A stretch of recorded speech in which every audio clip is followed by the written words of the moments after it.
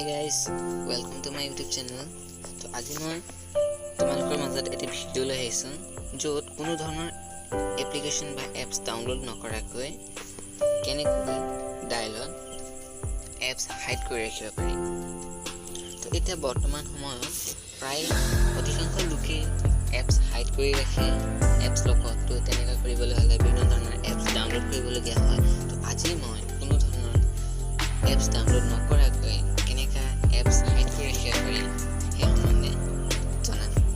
এনেদৰে মই আগতে ছেভ কৰি ৰাখিছিলোঁ হেজ 2580 হেজ এনেকুৱা এপছ ডাউনলোড হ'ব হাইড হ'ব।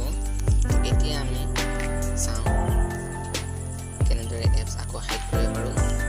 ইয়াৰ কাৰণে যাব লাগিব ছেটিং, পাছৱৰ্ড বা প্ৰাইভেচি, যিকোনো অপশ্যন আহিব পাৰে। বহুতখিনি মোবাইলত বেলেগ বেলেগ অপশ্যন আহিব পাৰে, অলপ খুচৰিবলগীয়া হ'ব পাৰে। তো ইয়াতে মোৰ ওলাই আহিছে ধুনীয়াকৈ প্ৰাইভেচি বুলি। প্ৰাইভেচিত ক্লিক কৰিব, হাইড এপছ বা এপ লক। এপ লগত গ'লে এনেদৰে আহিব।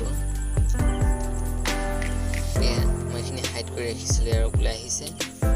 বেক কৰিব, ইয়াত যোনটো আছে হাইড এপছ ক্লিক কৰিব, পাছৱৰ্ড মাৰি দিব। মই অলৰেডি পাছৱৰ্ড মাৰি থোৱা আছিলে। তো ইয়াতে চিলেক্ট কৰিব কি এপছ আপুনি হাইড কৰিব বিচাৰে। তো মই আপুনি জেনুৱেলি দেখুৱাইছোঁ কাইন মাষ্টাৰ, লুডো, ফটোজ, এইখিনি হাইড কৰিব।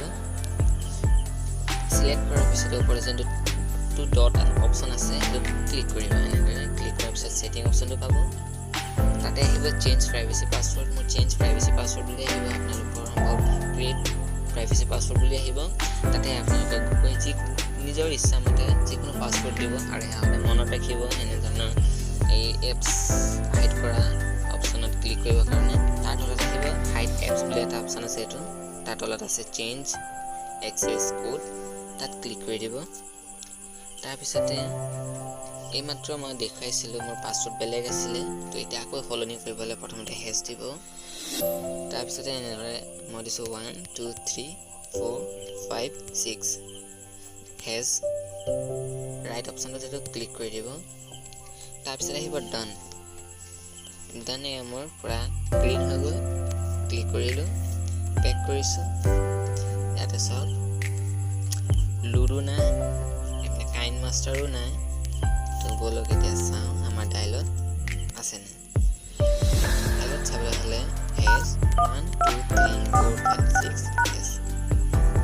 প্ৰথমতে দেখুৱাওঁতে এই দুটা এপছ আছিলে হাইডত, ফ্লিপকাৰ্ট এণ্ড ফ্ৰী ফায়াৰ। তো ইয়াৰ পাছতে হাইড কৰিছোঁ আমি কাইন মাষ্টাৰ, লুডো, ফটোজ।